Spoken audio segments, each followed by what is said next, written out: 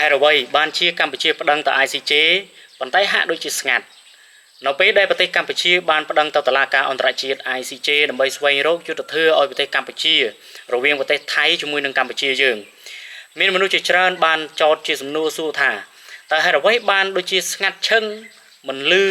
ព័ត៌មានមិនឮការប្រតិកម្មពីអង្គការអន្តរជាតិ ICJ ឬក៏មិនមានការចេញសារប្រកាសជាទលំទលាយ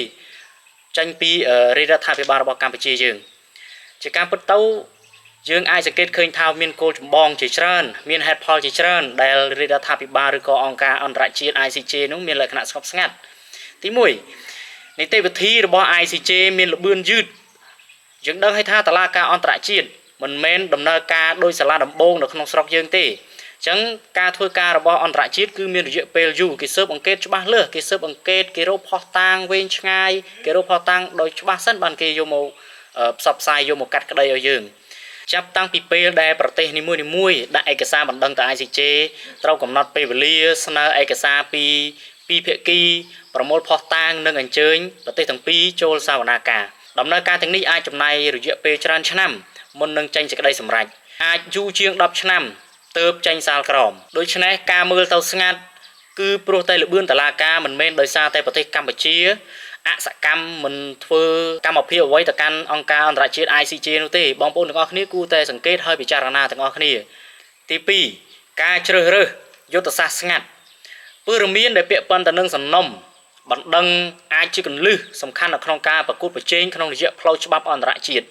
បើសិនបើប្រទេសចេញសារព័ត៌មានទលំទលាយអាចឲ្យភាគីម្ខាងទៀតមានឱកាសនៅក្នុងការប្រឆាំងឬក៏មានឱកាសត្រៀមខ្លួនដើម្បីវាយបកមកកាន់កម្ពុជាយើងវិញទី3ការតាក់ទងជាមួយនឹងអន្តរជាតិឬក៏នយោបាយប្រទេសកម្ពុជាមានព្រំដែនជិតជាមួយនឹងប្រទេសថៃហើយនិងវៀតណាមហើយនិងឡាវផងដែរករណីដែលតាក់ទងជាមួយនឹងដំណាក់កាលដីទាំងអស់នេះមិនត្រឹមតែជាបញ្ហាច្បាប់ទេប៉ុន្តែវាអាចនឹងបង្កភាពតានតឹងក្នុងនយោបាយផងដែរការប្រើផ្លូវច្បាប់របស់ ICJ និងផ្លូវចរចាទ្វេភាគីគឺជាគន្លឹះបន្តិចម្ដងដែលអាចជួយរក្សាសន្តិភាពនិងជៀសវាងការបង្កចំនួនបន្ថែមរវាងប្រទេសកម្ពុជាជាមួយនឹងប្រទេសថៃបងប្អូនដឹងស្រាប់ហើយទៅប្រទេសថៃនៅពេលដែលយើងរកប្តឹងទៅ ICJ វាចាប់ផ្ដើមឡាំប៉ាដាក់បន្លាលួសធ្វើជាចិនក្របបែកបង្កើតសកម្មភាពគ្រប់បែបយ៉ាងដើម្បីបន្ទោសបង្អាប់មកលើប្រទេសកម្ពុជាដើម្បីថាកម្ពុជាយើងជាអ្នកបង្កហេតុប៉ុន្តែតាមពិតជាប្រទេសរបស់វាទេអញ្ចឹងបងប្អូនរៀនសង្កេតរៀនមើលទាំងអស់គ្នាថាតើហេតុអ្វីបានជាប្រទេសកម្ពុជាយើងរដ្ឋាភិបាលយើងស្ងាត់មិនមែនអសកម្មទេបងប្អូនទាំងអស់គ្នាយើងពិចារណាឲ្យបានច្បាស់លាស់យើងត្រូវនៅខាងរដ្ឋាភិបាលមិនមែនចាំតែប្រឆាំងរដ្ឋាភិបាលក្នុងកំឡុងពេលដែលប្រទេសកំពុងជួបផលវិបាកជាមួយនឹងប្រទេសជិតខាងទេបងប្អូនទាំងអស់គ្នាទី4ការគ្រប់គ្រងព័ត៌មានរដ្ឋាភិបាលមួយចំនួននិយមគ្រប់គ្រងព័ត៌មានបង្ហោះព័ត៌មានពេញលេញបង្ហោះព័ត៌មានសារាចរពេញណាពេញណីដែលគ្មានមូលដ្ឋានច្បាស់លាស់ប៉ុន្តែដោយឡែកប្រទេសកម្ពុជាយើងគឺរក្សាព័ត៌មានបានល្អមិនសូវបញ្ចេញទលំទលាយទៅកាន់សាធារណជនដើម្បីរក្សាភាពសម្ងាត់នៃយុទ្ធសាស្ត្រនយោបាយការប្តឹងទៅកាន់ ICJ ករណីកម្ពុជាក៏ដូចគ្នាដែរព័ត៌មានត្រូវបានចេញតាមផ្លូវការប៉ុន្តែមិនដល់ថ្នាក់ឲ្យប្រជាពលរដ្ឋចេញសារព័ត៌មានរាប់រយរាប់លានរាល់ជំហានដែលរដ្ឋាភិបាលបានធ្វើនោះទេអញ្ចឹងកម្ពុជារក្សាភាពស្ងប់ស្ងាត់ដើម្បីទទួលបានការអន្តរាគមន៍ពីអន្តរជាតិឲ្យបានត្រឹមត្រូវទន្ទឹមនឹងនេះណាបងប្អូនទាំងអស់គ្នាមិនមែនត្រឹមតែប្រទេសកម្ពុជាយើងទេដែលប្តឹងទៅអង្គការអន្តរជាតិ ICJ ហើយកម្រនឹងធ្វើអន្តរាគមន៍ពីអង្គការអន្តរជាតិណាមានដូចប្រទេសជាច្រើនអញ្ចឹងចាំខ្ញុំរៀបរាប់ជូនបងប្អូនទាំងអស់គ្នាបានដឹងទី1កូឡុំប៊ីជាមួយនឹងនីការ៉ាហ្គាបញ្ហាសមុទ្រកូឡុំប៊ីត្រូវបាននីការ៉ាហ្គាប្តឹងទៅ ICJ នៅក្នុងឆ្នាំ2001ដើម្បីរក្សាសិទ្ធិលើសមុទ្រ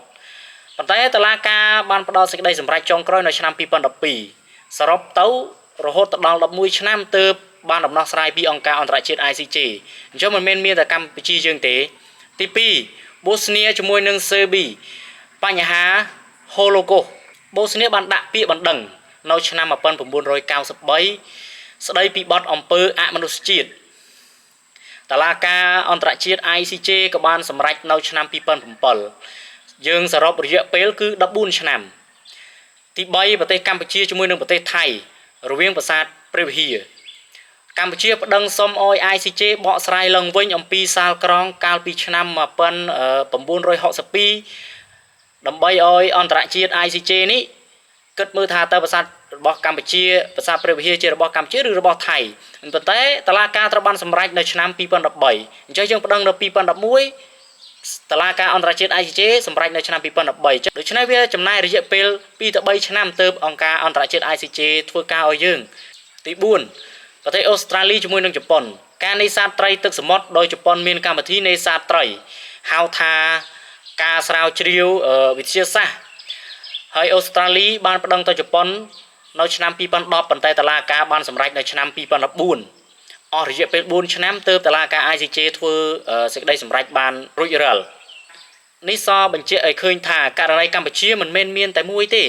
ប៉ុន្តែវាជាលក្ខណៈធម្មតានៃល្បឿនច្បាប់អន្តរជាតិអញ្ចឹងអង្គការ ICJ មុននឹងគេធ្វើការឲ្យយើងមុននឹងដោះស្រាយវិវាទរវាងប្រទេសមួយទៅកាន់ប្រទេសមួយគឺគេសិក្សាឲ្យបានជ្រៅជ្រះគេប្រមូលភស្តុតាងឡើងខ្ទេចអស់ទើបគេដោះស្រាយឲ្យយើងបងប្អូនទាំងអស់គ្នាមិនមែនដាក់ថ្ងៃនេះស្អែកឡើងដោះស្រាយ